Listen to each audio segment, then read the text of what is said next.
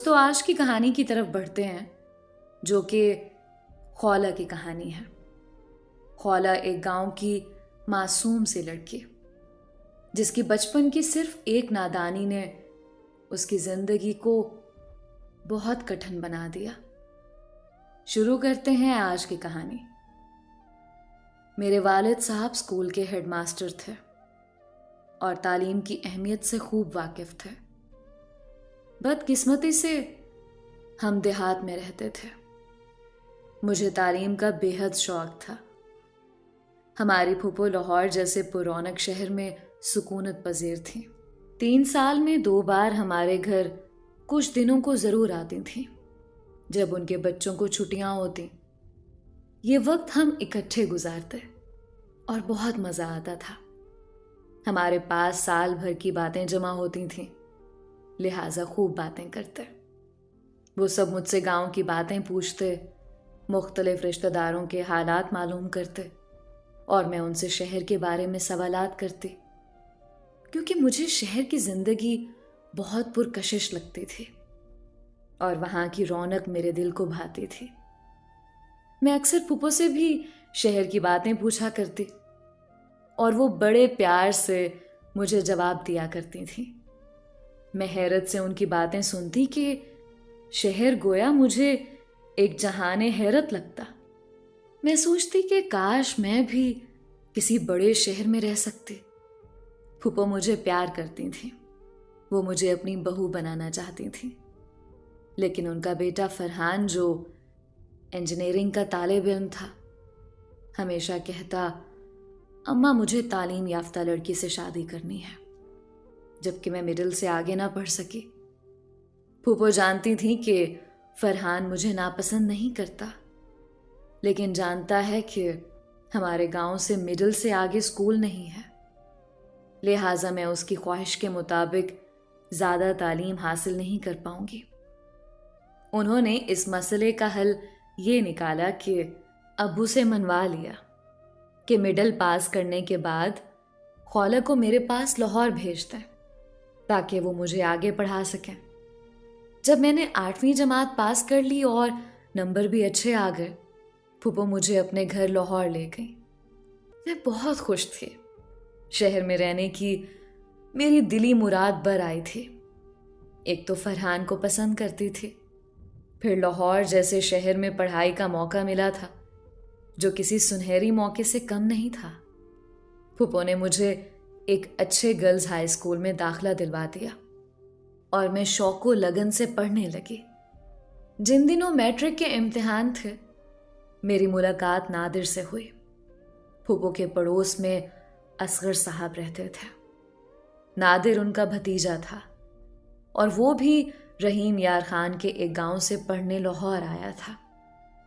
उसके चाचा यहाँ पर एक सरकारी महकमे में मुलाजमत करते थे। जब मैं स्कूल जाती थी, वो भी अपने कॉलेज आता था। हम दोनों के तालीमी इदारे घर से बहुत ज़्यादा दूर ना थे। नादिर कभी अपनी मोटर बाइक पर और कभी पैदल जाता। मुझे अक्सर फूफा स्कूल पहुंचा दिया करते थे। फूफा का तबादला लाहौर से शेखुपुरा हो गया, तो मैं भी पैदल ही स्कूल जाने लगी। अब वो मुझे रोज स्कूल पहुंचाने नहीं जा सकते थे। हिम्मत करके अकेली जाने लगी, क्योंकि 1 साल गुजर जाने के बाद रास्ता मेरे लिए अजनबी ना रहा था। रोज रास्ते में अपने कॉलेज जाते हुए नादिर दिखाई दे जाता। वो अजनबी ना रहा। मैं जान चुकी थी कि हमारे पड़ोस में रहता है। उसकी चची से फूफो की अच्छी इस्लाम दुआ थी। अक्सर ये एक दूसरे के घर आती जाती थी, लिहाजा नादिर से मुझे कोई अजनबियत महसूस ना होती। वो भी मेरी तरह तालीम का रसिया था, मेरी तरह गांव का रहने वाला, मगर हुसूल इल्म की खातिर अपने घर से दूर दराज रिश्तेदारों के घर रहने पर मजबूर था। मेरे और उसके मसाइल तकरीबन एक जैसे थे। एक रोज जबकि मेरा पेपर था और फूफा घर पर मौजूद न थे, पैदल स्कूल जाने को निकली। उस दिन बादल गहरे थे। अभी आधा रास्ता तय किया होगा कि जोरों शोर से बादल गरजने लगे, बिजली कूदने लगी और फिर आनन फानन मूसलाधार बारिश शुरू हो गई। लाहौर का मौसम ही ऐसा है, कभी शदीद हब्स और गर्मी, फिर यकायक तेज बारिश भी हो जाती है। मैं सर से पांव तक भीग गई और एक कदम चलना दुश्वार हो गया। बारिश छाजों बरस रही थी। अब ना मैं आगे जा सकती थी और ना पीछे को पलट सकती थी। सालाना पेपर था, लिहाजा पर्चा देना भी जरूरी था। घबराई हुई इधर उधर देखती, फुटपाथ पर चलती। जब पानी टखनों को छूने लगा तो एक जगह दीवार के साए में रुक गई। इतने में एक मोटरसाइकिल आकर मेरे सामने रुकी। ये नादिर था। उसने कहा, आ जाओ, मैं तुमको स्कूल छोड़ देता हूं। अंधा क्या चाहे, दो आंखें। उस वक्त ऐसी कसमा पुरसी की हालत में थी कि शायद कोई अजनबी भी ये पेशकश करता तो कबूल कर लेती। ये तो फिर नादिर था, जिसको मैं 1 साल से जानती थी। वो एक शरीफ और बाएतेबार पड़ोसी था। मैं उसकी मोटरसाइकिल पर बैठ गई और कहा, शुक्रिया नादिर, अगर तुम ना आते तो जाने मेरा क्या हाल होता। उसने सवाल किया, अब घर वापस जाना है या स्कूल जाना है? स्कूल जाना है, क्योंकि आज हमारा सालाना पर्चा है। मुमकिन है कि पर्चा मुलतवी हो गया हो। अगर मुलतवी भी हो गया हो, फिर भी मालूम करना ज़रूरी है। ऐसा ना हो कि मैं पेपर देने से रह जाऊं। मैंने जवाब दिया, अच्छा ठीक है, तुम स्कूल के अंदर जाकर मालूम कर लेना। पेपर हो रहा हो तो बैठ जाना, मैं बाहर इंतज़ार कर लूँगा। क्या खबर और कितनी देर बारिश हो। फिर तुम वापस घर कैसे जाओगी? उसने कहा, हाँ ठीक है नादिर, क्योंकि फूफा तो मुल्तान गए हैं और फरहान घर होता ही नहीं है। वो पढ़ाई के सिलसिले में इस्लामाबाद में रहता है। घर पर सिर्फ फूफो होती हैं जो इस मौसम में मुझे लेने नहीं आ सकती। वो भी यकीनन हमारे घर आकर अब्बू से यही कहेंगी कि खौला को स्कूल से लाना है। पड़ोस में वो सबसे ज़्यादा एतमाद हमारे घर आने पर ही करती हैं और हमारे घर से उनके पुराने ताल्लुकात हैं।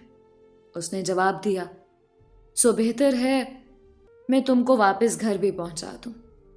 नादिर ने एक अच्छा पड़ोसी होने के नाते अपनी जिम्मेदारी को खुद ही महसूस कर लिया। स्कूल के गेट के पास उतरकर मैंने उसे कहा, नादिर भाई, ऐसा करो कि चंद मिनट ठहर जाओ, मैं पता कर लूं। अगर पर्चा मुलतवी नहीं हुआ तो फिर अभी आकर बता जाती हूं, वरना वापस घर तो जाना है। दूसरी सूरत में भी मैंने ही तुमको घर पहुंचाना होगा।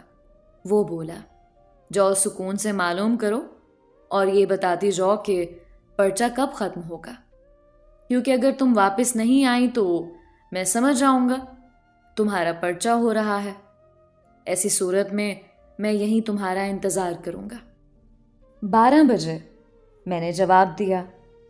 इम्तिहान हाल में पहुंची तो काफ़ी तालिबात आई हुई थी और पर्चा मुलतवी नहीं हुआ था। मुमतहिन ने कहा, पर्चा वक्त पर शुरू होगा।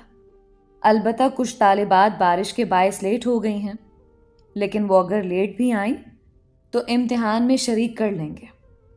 उस वक्त उन्होंने पेपर्स बांटने शुरू कर दिए और मैं दोबारा गेट पर जाकर नादिर को ये ना बता सकी कि पर्चा मुलतवी नहीं हुआ है। सोचा अगर वो चाहेगा तो यहीं रुक जाएगा, वरना चला जाएगा। 12 बजे का तो बता चुकी थी, इसलिए दोबारा लेने आ जाएगा। मैंने भीगे हुए कपड़ों के साथ पर्चा दिया और सुकून से सवालात हल कर लिए। पेपर खत्म हुआ, हाल से निकलकर गेट पर आ गई। उस वक्त तक बारिश थम चुकी थी। गेट से बाहर निकली और नादिर को अपना मुंतज़िर पाया। खुशी हुई और एक सुकून का भी एहसास हुआ, बल्कि तहफ़्फ़ुज़ महसूस हुआ कि कोई तो इस वक्त अपनों जैसा है, वरना सड़कों पर नदी नाले का सा आलम था। कैसे घर पहुंचती? ऐसे में किसी सवारी का मिलना मुहाल था।